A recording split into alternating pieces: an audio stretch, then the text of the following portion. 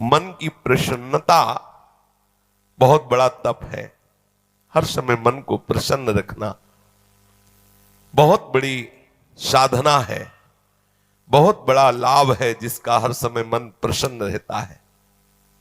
जानते हो किसका मन प्रसन्न रहता है? जिसका मन प्रभु से अपनापन कर लिया है। मन को सदैव प्रसन्न रखना है तो भगवत संबंध से ही मन प्रसन्न रह सकता है। यह मन चंचल क्यों रहता है, अशांत क्यों रहता है?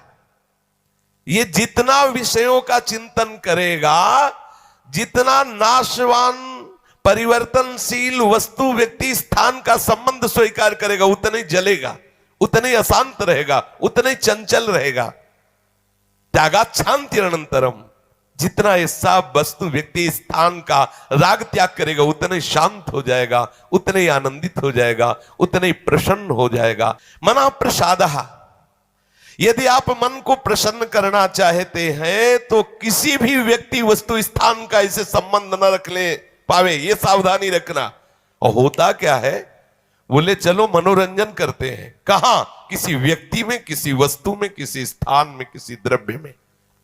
होता क्या है, मनोरंजन होता नहीं, एक नई जलन, एक नई चिंता, एक नई कामना, एक नई वासना, एक नया फसाव। चले थे आनंद लेने और फंस गए। हमारा मन प्रसादः, मन प्रसन्न कब होगा? बहुत ध्यान की बात है। भगवान कह रहे त्यागात शांति अनंतरम, यदि आप शांति देना चाहते हो अपने मन को, आनंद देना चाहते हो, प्रसन्नता पाना चाहते हो, तो आप वस्तु व्यक्ति स्थान के संबंध से रहित कर दो अपने मन को। एकमात्र प्रभु के चरणारविंद में आप अपने मन को लगा दो, फिर आप देखें आपका मन सदैव प्रसन्न रहेगा। क्योंकि प्रभु अविनाशी है, वस्तु व्यक्ति स्थान परिवर्तनशील है। वो एक रस प्रसन्न रह ही नहीं सकता जिसका वस्तु व्यक्ति स्थान से संबंध है, नहीं रह सकता। क्योंकि वो एक रस नहीं है तो मन कैसे एक रस होगा? वो विनाशी है, परिवर्तनशील है, मूल में दुख है, केवल ऊपर से सुखद दिखाई दे रहा है। मन में अशांति, दुख, क्लेश, बंधन का कारण है किसी वस्तु व्यक्ति स्थान से अपनापन कर लेना। सूक्ष्मता से देख लीजिए, अभी हम यही फंसे हैं, चाहे हम ज्ञानी भगत हो चाहे प्रेमी भगत हो, अभी केवल मन के भगत हैं, मन को अभी भक्ति के मार्ग में नहीं खड़ा कर पाए। किसी भी वस्तु व्यक्ति स्थान से राग न रह जाना यह वैरागी का लक्षण है। समस्त वस्तु व्यक्ति स्थान में एकमात्र सच्चिदानंद आराध्य देव को देखना यह अनुरागी का लक्षण है। हम देखें कि हम ना तो वैरागी है ना अनुरागी है, हम तो रागी है। हर वस्तु व्यक्ति स्थान से हम सुख भोगना चाहते हैं। देख लो, अगर ऐसा नहीं तो फिर मन जाएगा ही नहीं। जब तक सुख की लालसा नहीं तब तक मन जाने वाला नहीं। इसको जहां जहां सुख का मिलने का भाव है वहीं वहीं ये जाता है। जब धन संपत्ति, स्त्री, पुत्र, नाना प्रकार की भोग सामग्री, इनमें हम अपनापन कर लेते हैं तो मन हमारा चंचल हो जाता है। सबका प्रश्न होता है, मन भजन में नहीं लगता, चंचल है। मन चंचल आपने किया है, आपको ही छोड़ना पड़ेगा। आपने वस्तु व्यक्ति स्थान से संबंध कर लिया है, वो चंचल परिवर्तनशील नाशवान वही लक्षण मन को आ रहे। वो आप अविनाशी प्रीतम से अपना संबंध कर लो, देखो कितना आनंद मन में रहता है, कितनी प्रसन्नता रहती मन में। भगवत चरणारविंद का आश्रय लेने वाला हर समय प्रसन्न रहता है, ये पहचान है। भारी से भारी विपत्ति में भी उसका हृदय आनंदित रहता है, क्योंकि ये विपत्ति संपत्ति बाहरी बात है। वो जिस आनंद में मगन है वहां न विपत्ति का न संपत्ति का, दोनों का प्रवेश नहीं, न हर्ष न शोक का। इसलिए मना प्रसादः, साधक ध्यान दे संतुष्टः येन केनवा। हर परिस्थिति में मन को प्रसन्न करना सीखे, प्रसन्न रखना सीखे।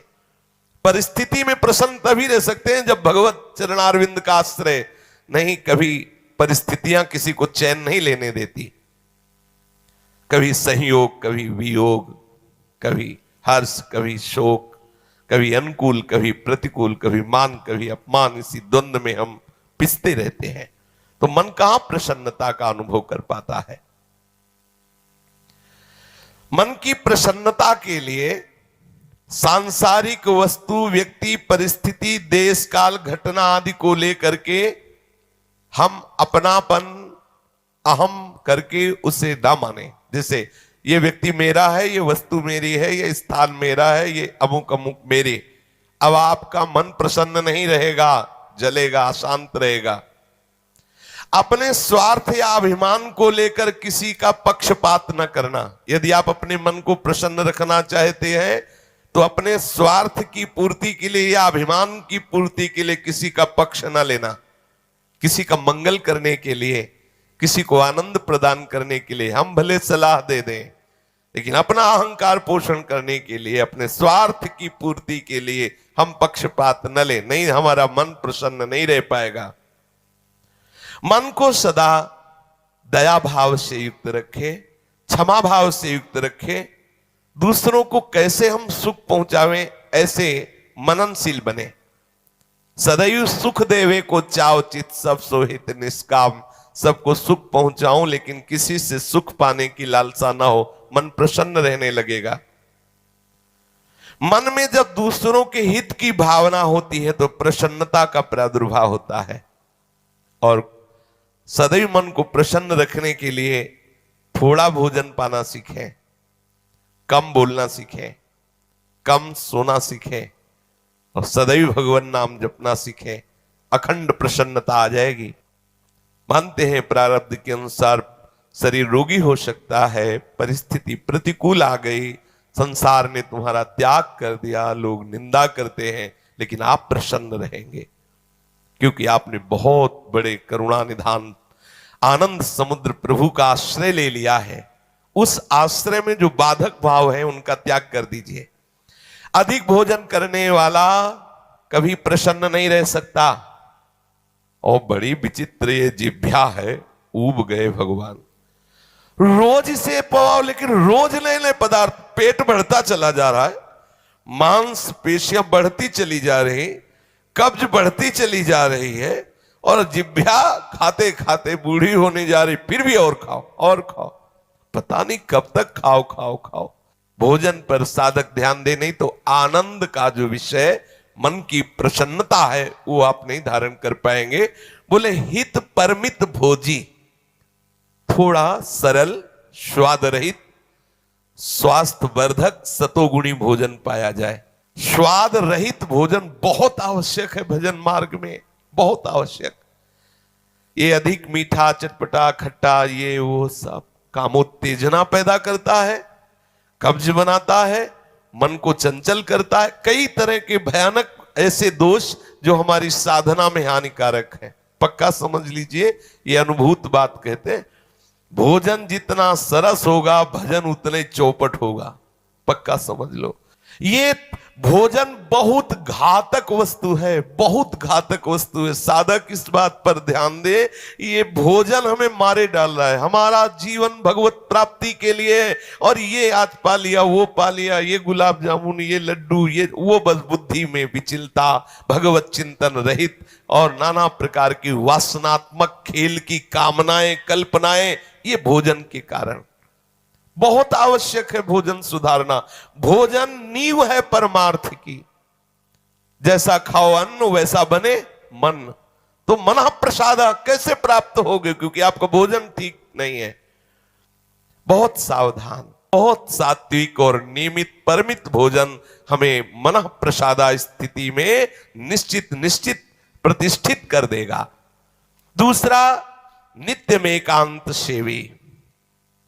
उपासक को चाहिए कि कम लोगों से मिलने का स्वभाव बनाए। सत्संग सुना या गुरुजनों के पास बैठकर जो प्रश्न उत्तर हुए, बस चुपचाप एकांतवास करने का अभ्यास होना चाहिए।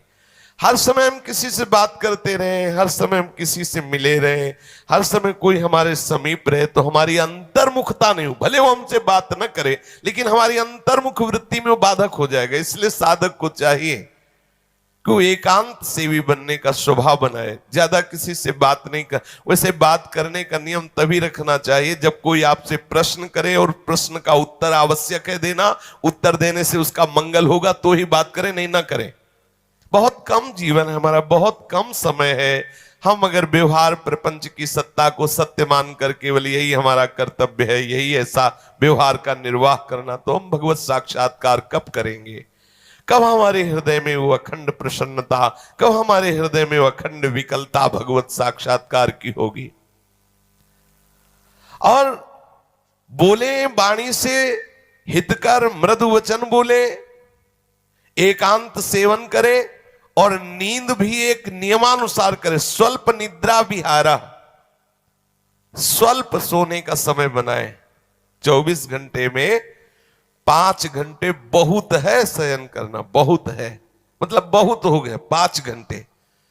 6 घंटे तो उनको जो बहुत शारीरिक श्रम करते हैं, 7 घंटे मतलब खत्म, अब इसके आगे साधक शब्द नहीं लगेगा। 6 घंटे तक तो मतलब बहुत हो गया कि बहुत श्रम करता है, इसलिए ठीक है। 7 घंटे मतलब प्रमाद स्थिति आ गई, 7 के बाद तो प्रणाम है, फिर तो कोई बात ही नहीं है। अब आप देख लो किस श्रेणी में आप हैं। उत्तम साधक 4 घंटे में हो जाता है, ठीक है। 5 घंटे, 5 घंटे पर्याप्त है। और जिनको बहुत शारीरिक श्रम होता है वो 6 घंटे, और कुछ तो ऐसे होते हैं कि हर घंटे में झपकी, हर घंटे में आनंद। हाँ, समाधि भाव को, निद्रा समाधि स्थिति, व्यास भरोसे कुंवर के सोत पाव प्रसाद। सत्संग हो रहा है, थोड़ी ढिलाई हुई, बस गए समाधि में गए, बिल्कुल। हाँ, मक्खी भन बनाए चाहे मच्छर बल बनाए चाहे महात्मा भल बनाए, कोई फर्क नहीं पड़ता। अपने निद्रा समाधि स्थिति, आओ समाधि भीतर। स्वामी हरिदास जी कहते, मनी उतना डुलाओ, आओ समाधि भीतर। आ गए तो थोड़ा सावधान करे। स्वल्प निद्रा विहार, और घूमने फिरने का भी एक नियम होना चाहिए। आपकी दिनचर्या एक नियमित होनी चाहिए। यदि आप नियम के अनुसार भोजन, नियम के अनुसार शयन, नियम के अनुसार घूमना और नियम के अनुसार बोलना चालना रखेंगे नियम से, तो आपका मन बहुत शीघ्र भगवत चरणारविंद में लग जाएगा। भगवत चिंतन से मन में प्रसन्नता आ जाती है। यदि आप ऐसा करेंगे तो आपका मन सदैव प्रसन्न रहेगा।